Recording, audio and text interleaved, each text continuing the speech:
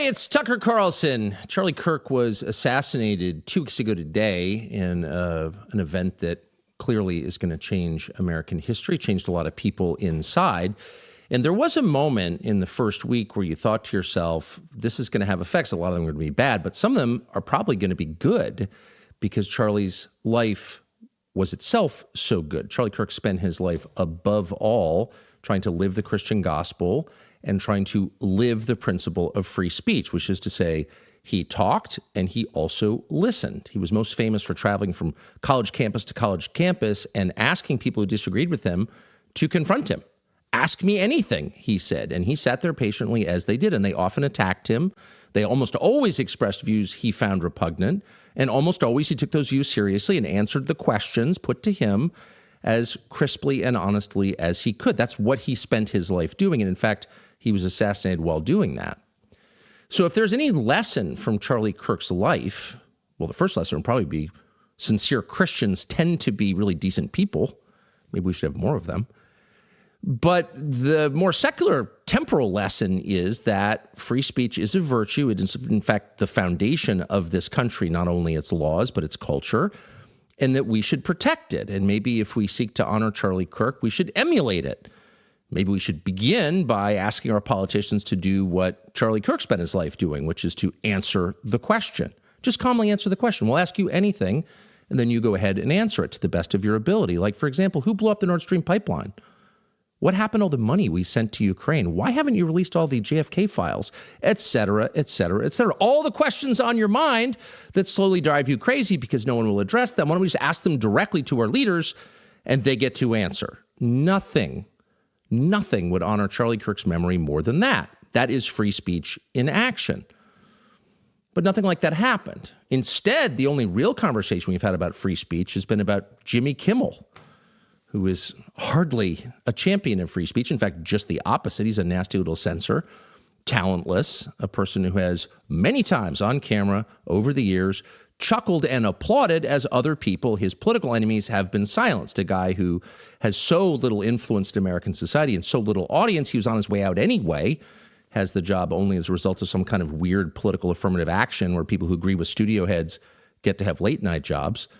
He is hardly the person who should be taking up the cause of free speech or become a symbol of it because, of course, he's the symbol of censorship and has been for most of his career.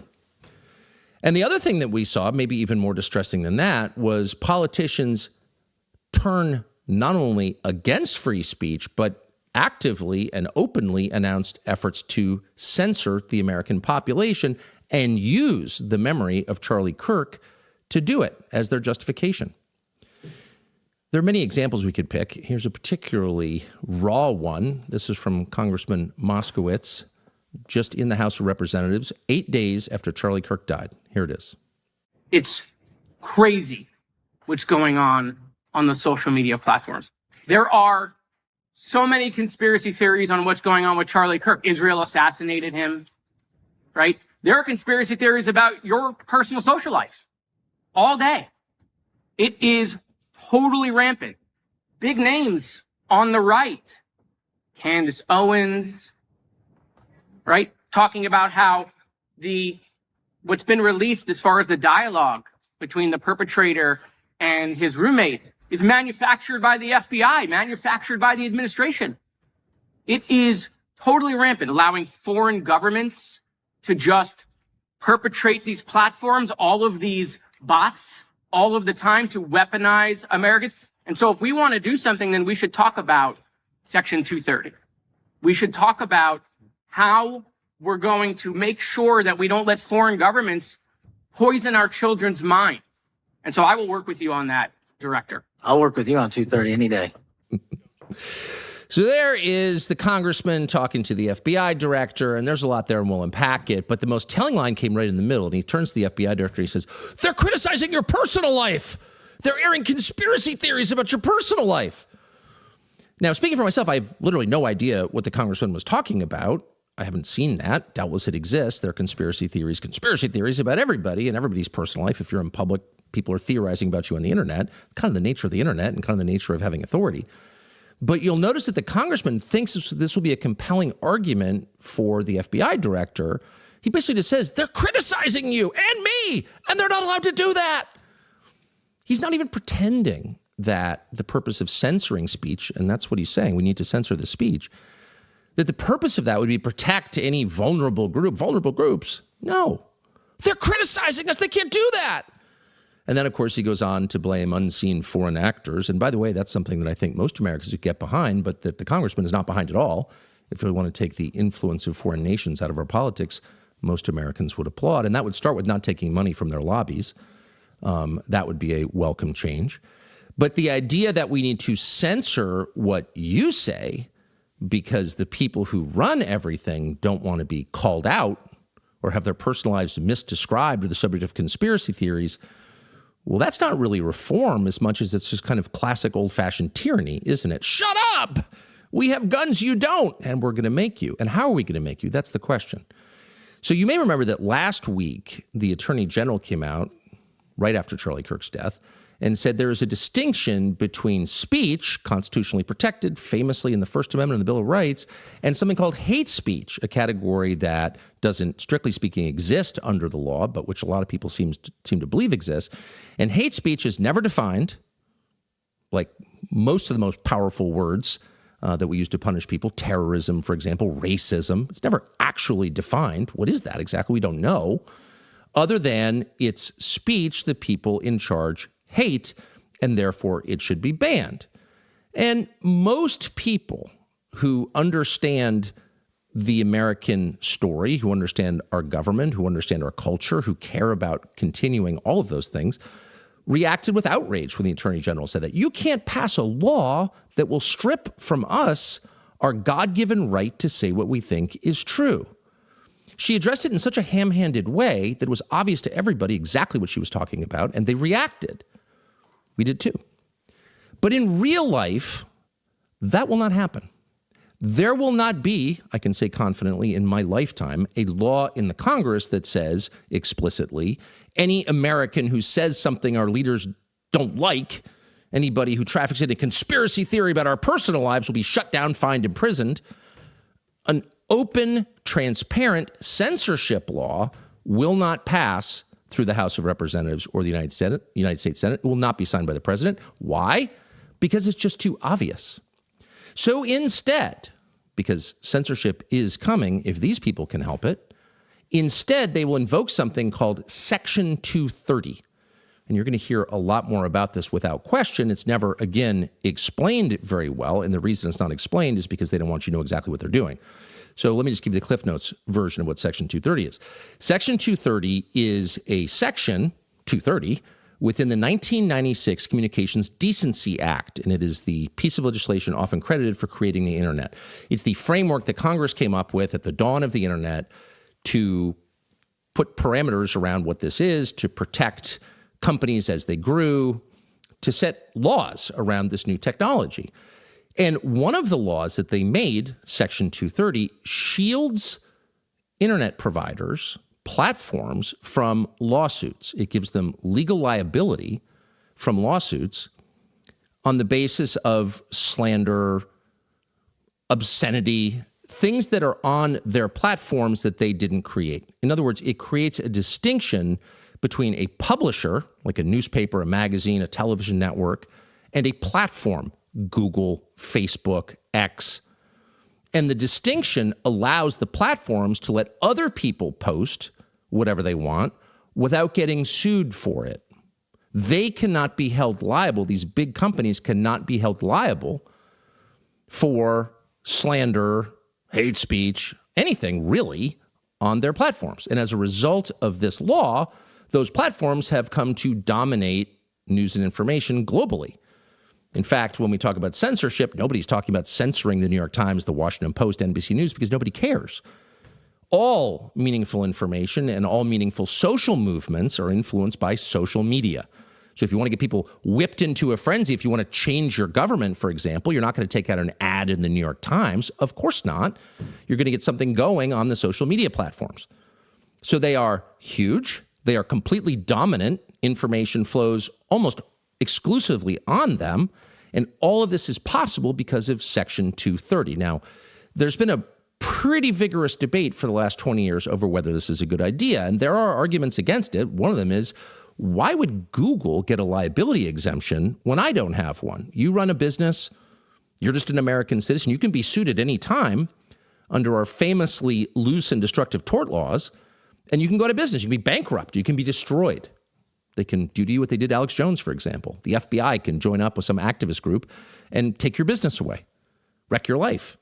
So why should these big tech companies be exempt? Now, that's a real argument. It's similar to the argument about the pharma companies. Why should vaccine makers get a shield from lawsuits? If I make playground equipment, I'm vulnerable. If I make the COVID vax, I'm not. That's a principled argument. But what's interesting about the 230 debate is that both parties had been on both sides of it at various times. The Republicans for years were mad at the big platforms because they were censoring conservatives, which they were. And so they often muttered about revoking 230 shield protection unless they opened their platforms to all points of view. In other words, they wanted to use Section 230 to end censorship. There's no reason you should get a special carve-out from the U.S. government, from the Congress, if you don't treat people equally, if there's not fairness and neutrality in the way you allow opinions to be broadcast on your platform. That seemed like a fairly reasonable position, but things have changed. Now you're seeing Republicans invoke Section 230, pick up the cudgel that they hold over these huge tech companies and say, unless you censor, we will revoke Section 230. And by the way, they are following in the footsteps of the leftward edge of the Democratic Party in doing this. In 2020, Beto O'Rourke of Texas ran one of his many doomed campaigns for office, this one I think for president, and he said, unless they get hate speech off the platforms, we're going to revoke Section 230 and put these people out of business. By the way, the threat is enough. That was the hope. If we threaten them, then we don't have to do the censoring. We'll make Google, Facebook, Meta, and X do the censoring for us. That was the idea. Then no one can accuse us of violating the First Amendment or being for speech codes. We'll make someone else do it. He lost. But then Joe Biden that same year, 2020, said, actually, yes, we should use this threat to force the big tech platforms to censor in ways that we like. And by the way, they did. They did. Throughout the Biden presidency, Facebook, then Twitter, Google, all censored opinions the Biden administration didn't like. And they did this ultimately because they feared having their legal protection revoked. That's why they did that. That's what got them to act. And Republicans, the sensible ones, looked at this and said, this is completely wrong. It's totally immoral. It's illegal for the U.S. government to be imposing censorship on its citizens. It's against the Constitution of the United States, and it's against, more important, natural law. These are not rights we were given by the Biden administration. These are rights we were born with. And when you take them away from us, you are the criminal. And they made that point. All of a sudden, you are seeing Republicans take the position that Beto O'Rourke and Joe Biden took just 5 years ago. Here, for example, and this will come as no surprise to you at all, you will not be shocked to hear this. Here is Senator Lindsey Graham of South Carolina running for re-election, making exactly the same case that Beto O'Rourke made. Watch. Section 230 needs to be repealed. If you're mad at social media companies that radicalize our nation, you should be mad. Senator. I have a bill that will allow you to sue these people. They're immune from lawsuit. Oh, it should be repealed.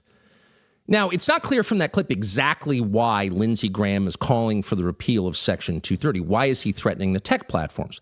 And by the way, the pretext always changes. They'll tell you, well, we're against child sex trafficking, as if anyone is for it. We're against terrorism, a term, once again, they never define and don't have to. We're against drugs. We're against foreign influence. We're against bigotry, whatever. They will always give you an excuse, and that excuse will make them sound like the virtuous party, like the good guys. We're here to save the vulnerable. But that's never the real reason. Censorship, always and everywhere, is imposed with the intent and always has the effect of shielding the powerful. They're the ones who don't want to be exposed. Free speech, by contrast, and this is the reason it's in our Bill of Rights, is the one great power that the powerless have. especially in a world where your vote may or may not matter. All you have is your voice. All you have is your opinion. And that's infuriating to Lindsey Graham's donors. And make no mistake, when he's calling for invoking Section 230 and taking it away, threatening the big platforms, he's doing that on behalf of his donors who feel criticized by random accounts on the internet. And they hate it because the people in charge always hate to be called out. Censorship has one goal, and that's to preserve secrecy. And secrecy has one purpose, and that's to abet wrongdoing. So people who are doing nothing wrong are transparent. People who are committing evil hide, and censorship allows them to hide. It's literally that simple, and those people are the most powerful people in the country. So who's encouraging this? The donors, whoever they are, but there are lots of lobby groups, all of them on the left, pushing the Republican-led Congress to get behind censorship initiatives using the cover of the Section 230 debate to get it done, to pressure the tech companies into making you shut up, into taking your opinions off the internet, using algorithms designed to censor you without even a human being entering into the equation. No person will decide that your opinion is offensive and pull it off. The computer will decide that, and it will be aided by the massive exponential growth in computing power that is at the very center of tech right now, AI.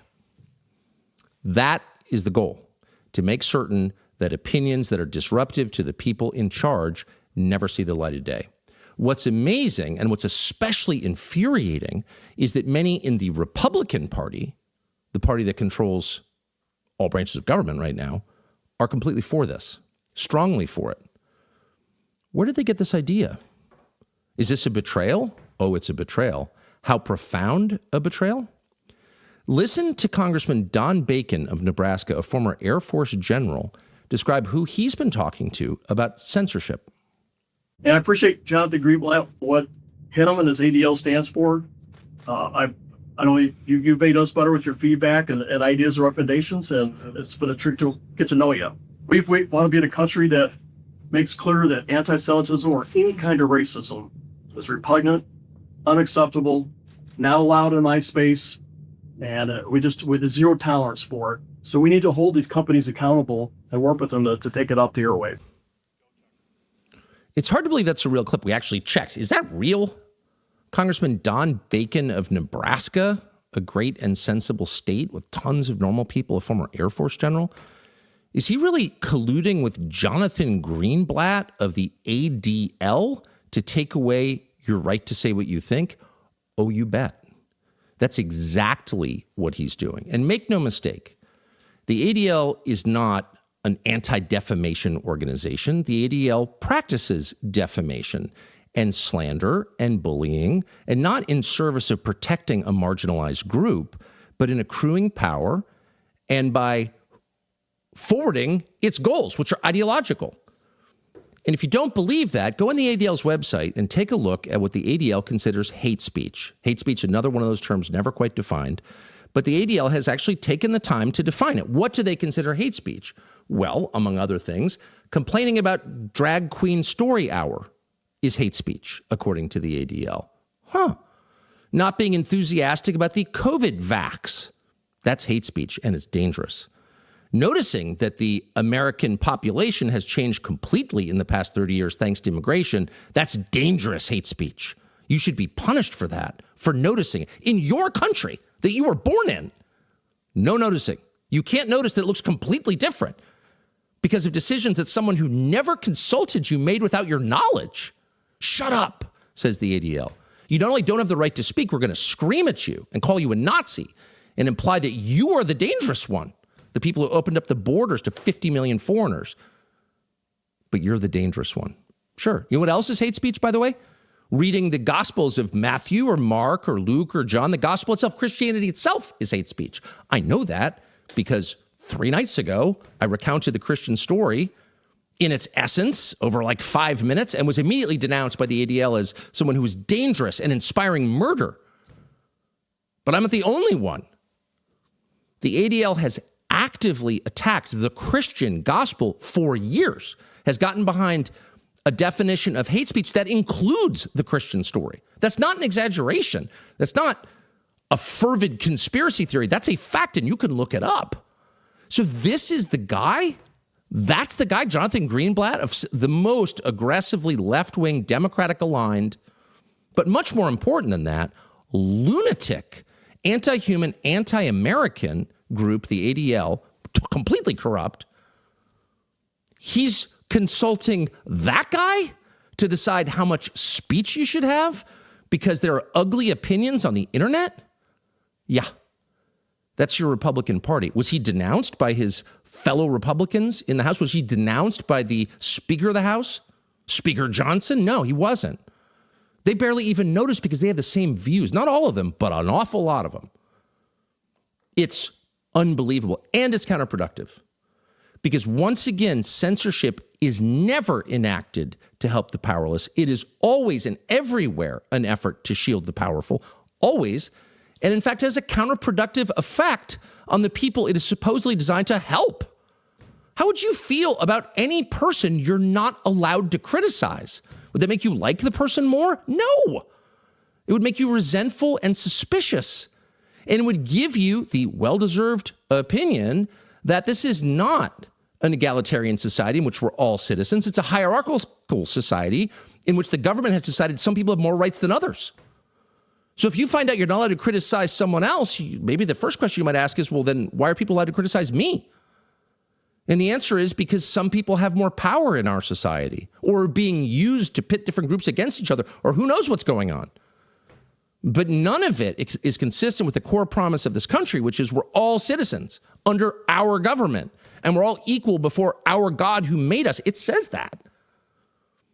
But increasingly, that's not the country we live in. We live in a country where some people have more rights than others. And that's exactly the kind of message you would send if you wanted to foment a revolution against your government, because it enrages people and it divides them from each other. Oh, we have to protect this group. What does everyone else think of that? They secretly don't like the group. You're not ending bigotry by enacting censorship. You're creating it, Dumbo. And this is specifically aimed at Congressman Bacon, who was somehow an Air Force general. He can't be dumb, but he's obviously not very thoughtful because this is very obvious. People don't like other people who get special treatment. Were you never a child? You never learned that? Who knows what the purpose here? It doesn't even matter. It is happening right before us. The people who are elected to protect us, who say they're our friends, are selling us out. And you can theorize as to why. And by the way, all of that theorizing is itself unhealthy. Where do conspiracy theories come from? Where do you think they come from? They come from living in a country where the government will never explain anything and lies constantly. So the next time you see someone in power complain about malicious conspiracy theories, stop him in mid-sentence and say they exist because of you.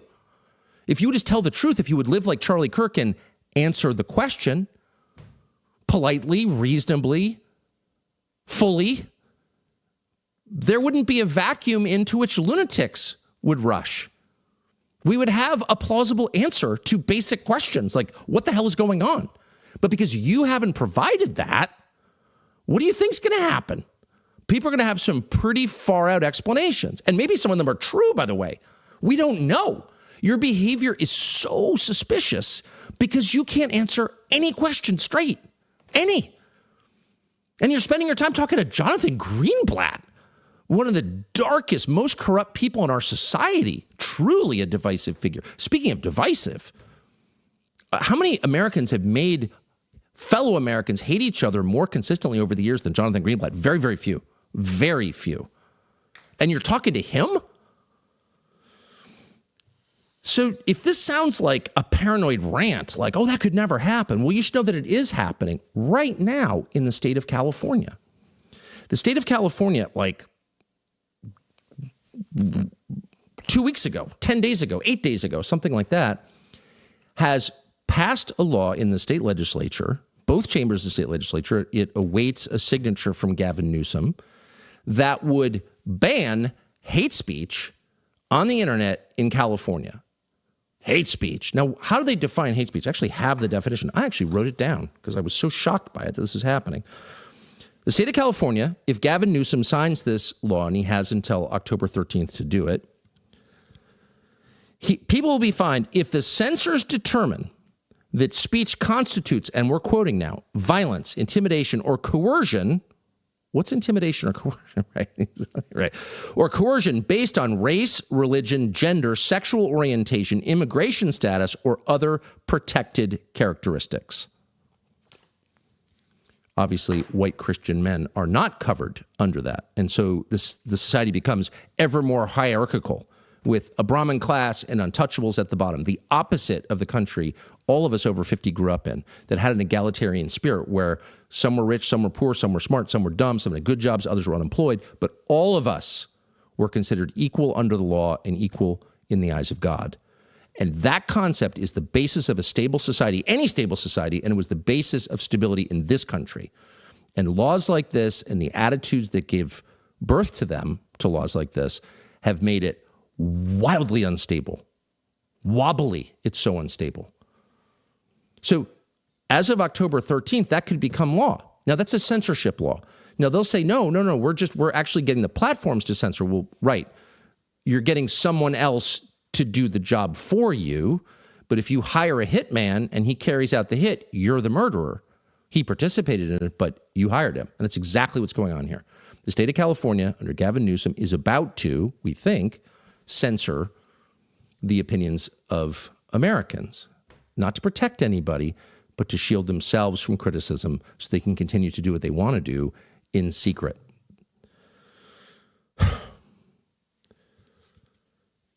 Jonathan Greenblatt, the head of the ADL, applauds this.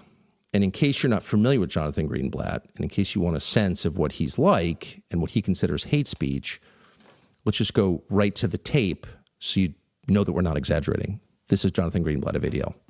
When you look at the prevalence of anti-vaxxer accounts that have been amplified and spread across Facebook, they don't show up on your network, but they show up every day to billions of people because Facebook profits from amplifying these voices, which are literally killing people. And freedom to express your opinion isn't the freedom to incite violence, but for Facebook, it is, and that needs to change. That's all. It's simple. There's nothing wrong with keeping all of us safe from violent white supremacists or hateful people. So criticizing the COVID vax is tantamount to murder. There's never been, obviously that's prima facie insane. It's untrue. It's a deranged perspective. But more than anything, you're seeing who Jonathan Greenblatt really is. He is a faithful Praetorian Guard for the people in charge. This is not someone who's ever challenged actual power, not once in his life. That's who he works for. That's who he takes money from. That's what hate speech looks like. Anybody in charge can make you shut up when you criticize them or stand in the way of their aims. So in case you don't think this can come to the United States, one final clip, and it's a sad one, and it comes from the UK. Now, the UK, obviously the country that gave birth to ours, a country so similar to ours and so close, 6 hours by plane overnight, that we don't really think of it as fully foreign. It's not like going to Malaysia or Burundi or even France. It's an English-speaking country whose customs are recognizable, whose government and common law form the basis of our government and our law. Everything about England seems like home, but 3 degrees off. And yet the UK has become a police state. And if you don't believe that, if you think that's just hyperbole designed to whip you into a frenzy, here's a stat that we checked, and it's hard even to believe this is true, but this is true. 2023, so like a year and a half ago. How many people do you think were arrested in the United Kingdom for speech violations, arrested by the police, handcuffed and brought to jail in 2023?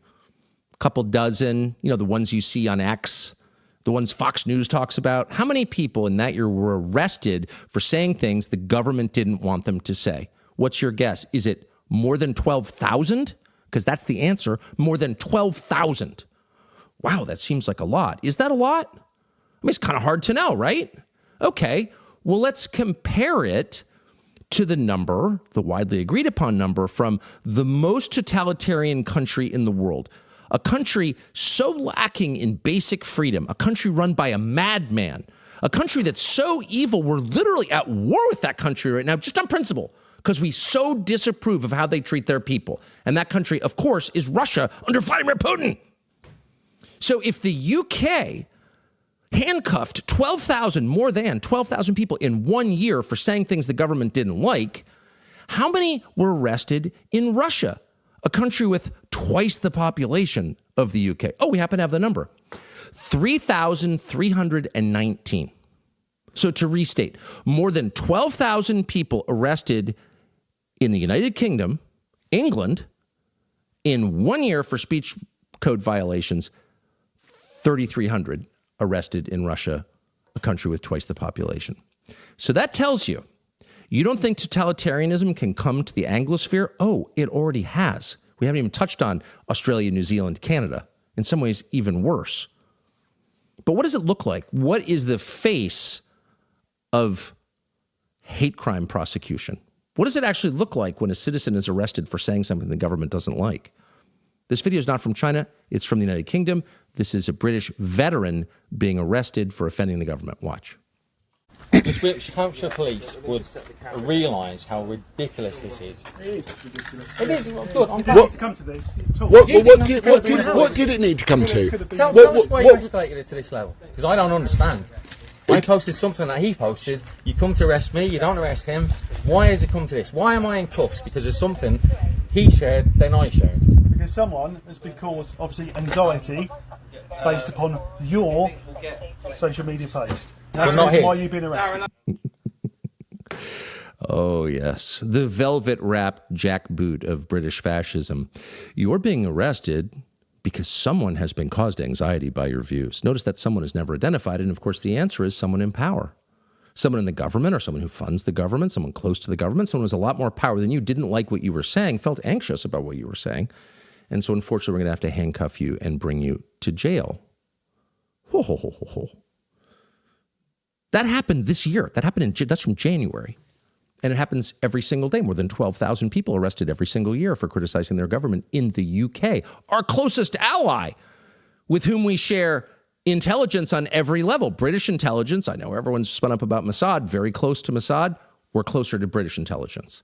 That's the country we're partnering with to spy on our respective populations. Yeah. So it's really, really simple.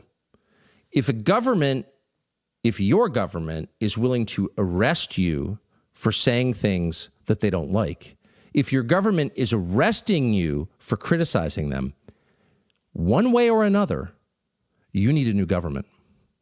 If there is any justification for revolution, it's that. That's unacceptable. That's tyranny. A government that does that is not a legitimate government. It has absolutely no right to do that, and it should be stopped from doing that immediately. That's the red line right there.